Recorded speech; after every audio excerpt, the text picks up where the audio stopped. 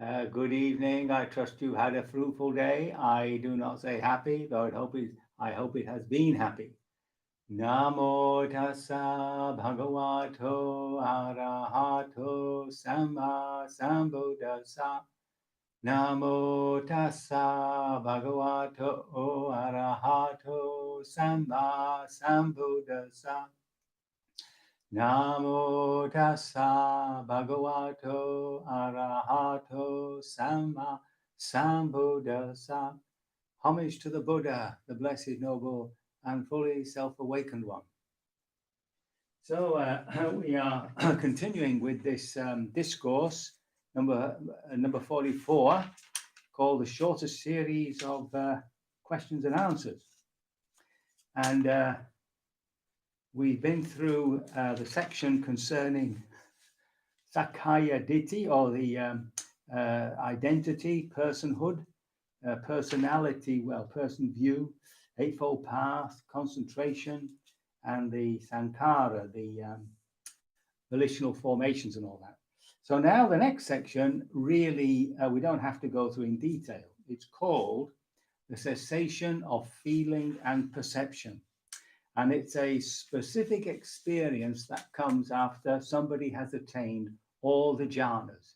So there are four what are called rupa jhanas, or jhanas that depend upon some object, such as metta or the breath.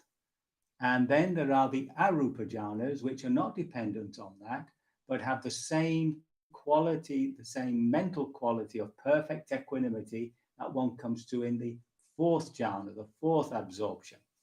And there are four of those arupa jhanas, the jhanas which don't have an actual specific object.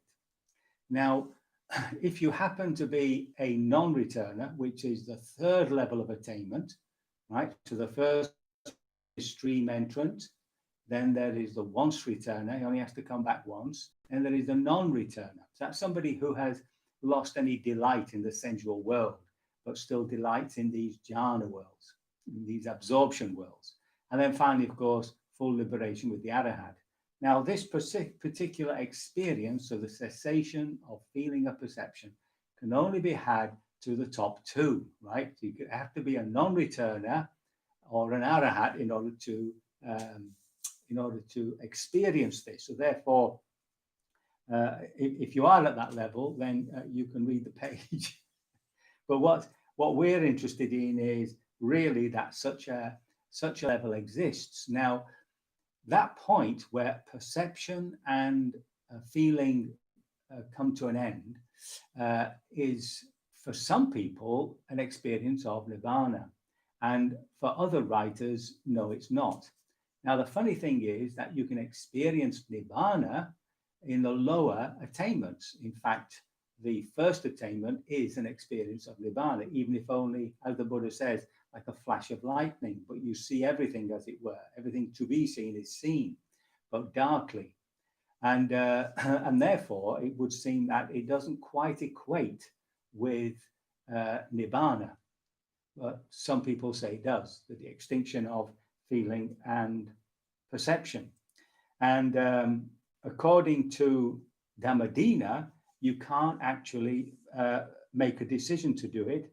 It does not occur to him, I shall attain cessation of perception and feeling, or I am attaining cessation of perception of feeling, nor afterwards, I have attained. It just comes when the time is ripe. And it's done, as I say, through this process of the jhana. Now, the interesting thing is that when a person comes out of that state, the three characteristics of existence are available to them. So the first one is the voidness contact. The voidness, that's the first thing they are aware of, which is, of course, the not self, right? Remember that word sunya, emptiness, which the Mahayana turned into a generalized concept of insubstantiality. Here, it's in the Theravada tradition, it's more to do with the emptiness of self, right? Then there's the signless contact, which is a funny way of saying that you see that everything is arising and passing away. Actually, what you see are consciousnesses arising and passing away. Remember, we can never experience the world out there as it is. When you're looking at a tree, you're not experiencing the tree as it is. You're experiencing the tree as your eyes will allow you to experience it. And then there's dukkha, of course, the desireless contact, which is the end of suffering. So that's this whole section here on the cessation of perception and feeling. And it's just good to know that there are such very high-level states. The whole experience of Nibbana is, shall we say, debated, which may come as a surprise to you. There are those schools that say it's like a blackout, like a almost like a very deep sleep. There's a disappearance, you might say. And this is definitely understood by those, say, in the Mahasi, connected to the Mahasi tradition, whereas those who come from the Ajahn Mun tradition, Ajahn Mahabua, Ajahn Chah, they would express it as pure awareness. The same seeming contradiction exists in Mahayana, where the Madhyamika people who follow Nagarjuna would talk about it as a blackout, as a state of deep unknowing, and the Yogacara people would see it as pure awareness. So people struggle with that, and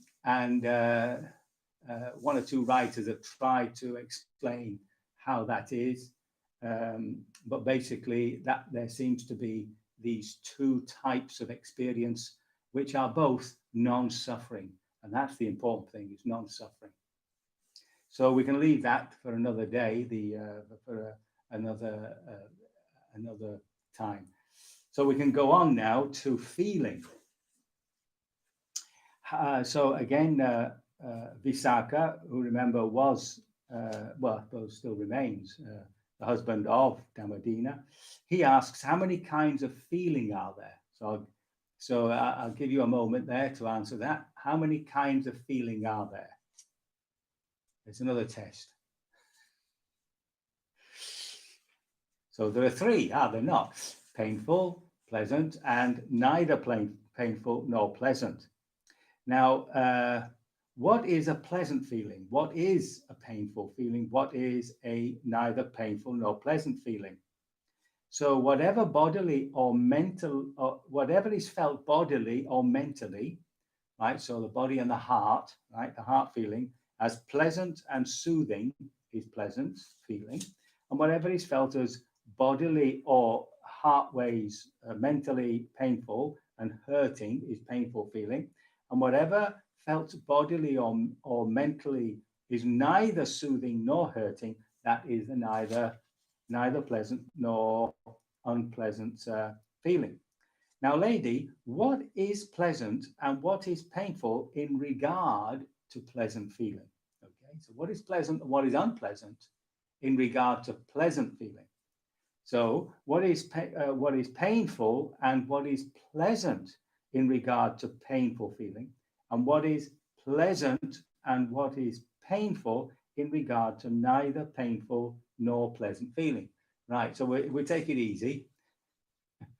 So pleasant feeling is pleasant when it persists, painful when it changes, right? Now here, I think there's some, we have to understand this as our reaction to pleasant and unpleasant. As a pleasant feeling fades away, then a pleasant feeling is just fading away. But because we might be attached to that pleasant feeling, then there is a feeling of loss. And that's where the painfulness comes in. Or you could see it simply that as the pleasant feeling fades away, it's losing its pleasantness, and in that sense, it's becoming unpleasant. And so it's the same with painful feelings. When it persists, it's painful, but as it changes, it becomes pleasant. So one can understand that if you've got a pain and the pain slowly is fading away, it is experienced as something pleasant, nor pleasant feeling is pleasant when there is knowledge of it. So when you're aware of neutral feelings, they're not painful, they're not unpleasant, they're just generally okay. And and painful when you have no knowledge of it. So that's a bit of a conundrum. I've not been able to find why it's painful when you have no knowledge of it.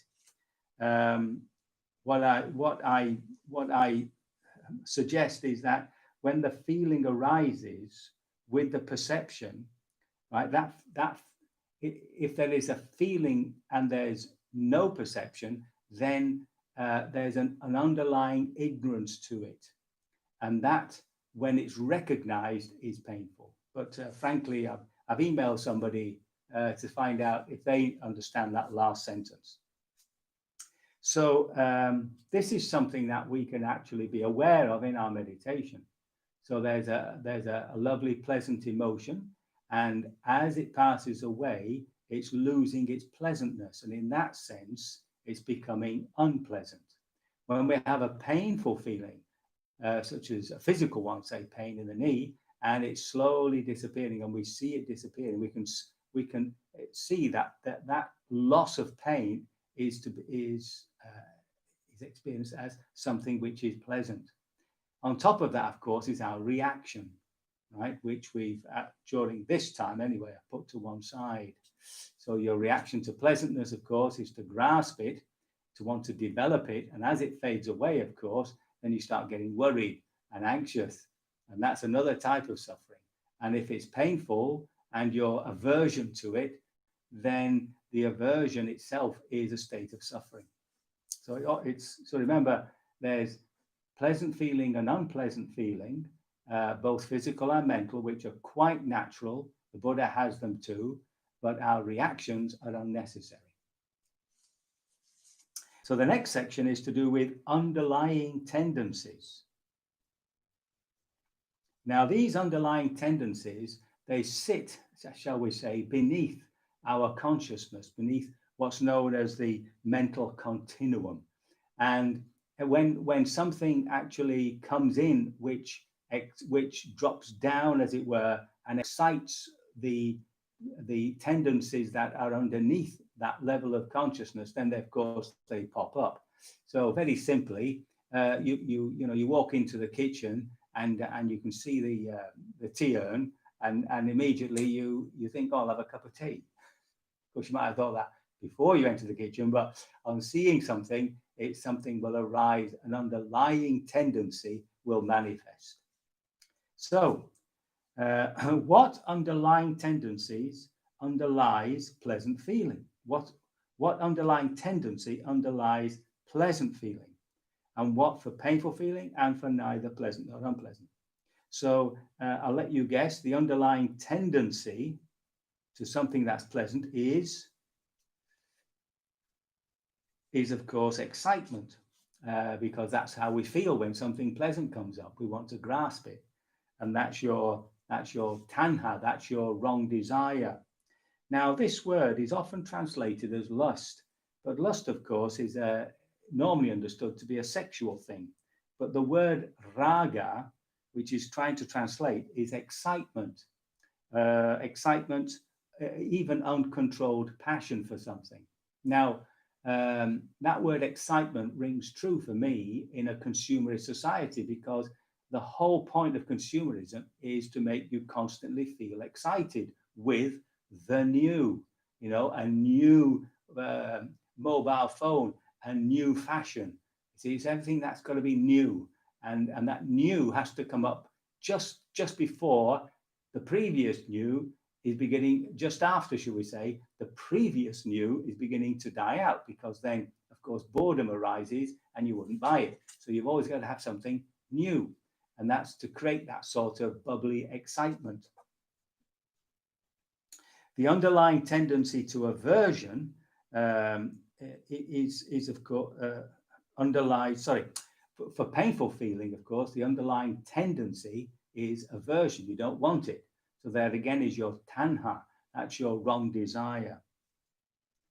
And the underlying tendency underneath painful and unpainful is, of course, ignorance. Ignorance again is a slightly wrong word, because it's not that you're culpable, you're just not aware of it. So the underlying tendency is to be unaware of it.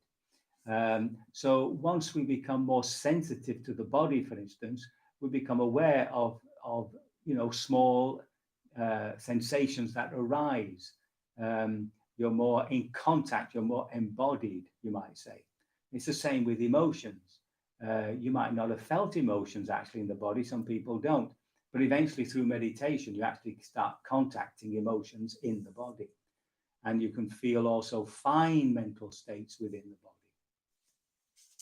So that's an opening up to the more finer feelings that we can experience.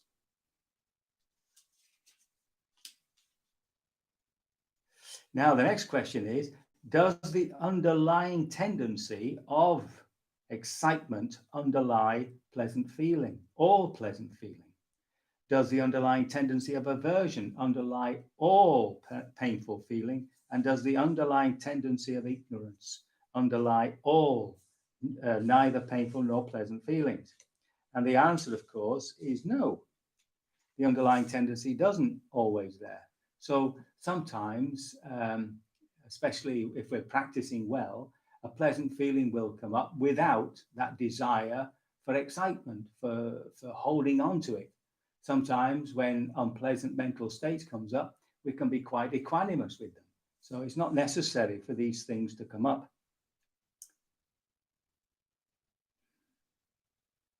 And of course, ignorance doesn't have to be there. You can make yourself sensitive to your sensations, your feelings, your emotions and moods.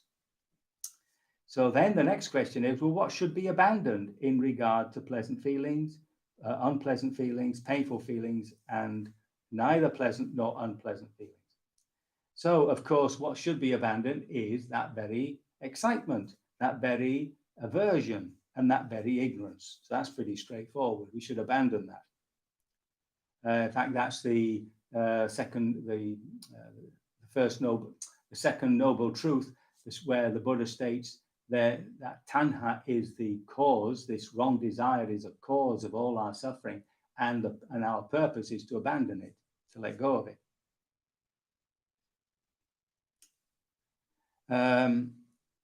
Friend Visakha, the underlying tendency to lust does not have to be abandoned in regard to all pleasant feeling.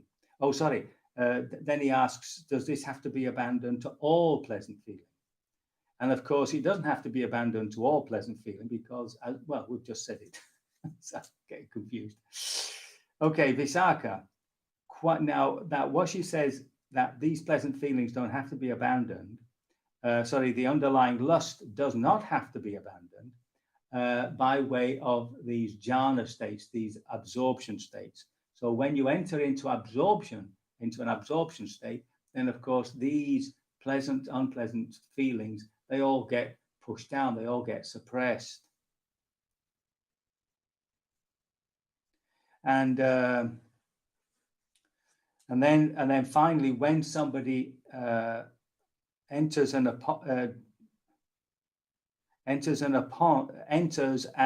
abides in those places and touches upon nibbana, then there's a longing to continue that practice and work towards it. Now, the interesting thing is that with that, he abandons ignorance and the underlying tendency to ignorance. Does not underlie that. Okay, so now that's interesting in this sense, that ignorance is one of the last fetters that hold you to this existence. And of course, you can't abandon ignorance itself. You can't abandon not knowing. What you can abandon is the product of not knowing, which is the sense of self, which is conceit. So with the ending of that sense of self and the conceit of self, the ignorance, of course, disappears. So that's a bit more subtle, you might say. Okay. And the final part is counterpart. What is the counterpart of pleasant feeling? So painful feeling is the counterpart, right? So, right, okay. What's the counterpart of painful feeling? Well, it's pleasant feeling is the counterpart. What is the counterpart of neither pleasant nor unpleasant feeling? In this sense now, it's ignorance, which is the counterpart, right? So that's what is on the other side. What is the counterpart of ignorance? True knowledge is the counterpart of ignorance. So in other words, seeing things as they really are is going to undermine ignorance. What is the counterpart of true knowledge? Deliverance is the counterpart of true knowledge.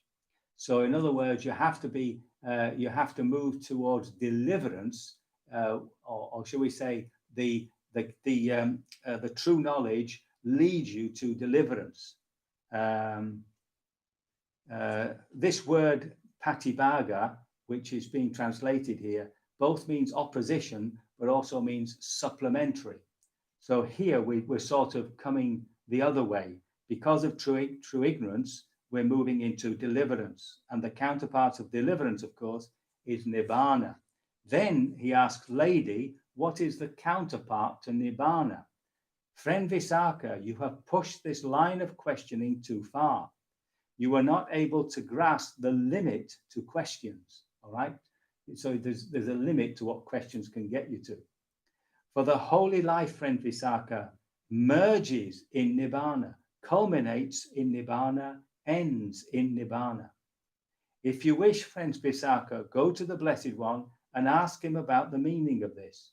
As the Blessed One explains it to you, so you should remember it. So questions can only take you so far. After that, you've got to start practicing.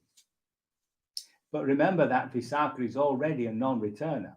And really, he's come along to see how his ex-wife understands the Dharma now that she's a full Arahat. Now, the next bit, of course, is interesting because this shows a relationship which would have been very, very strange, I think, for those times.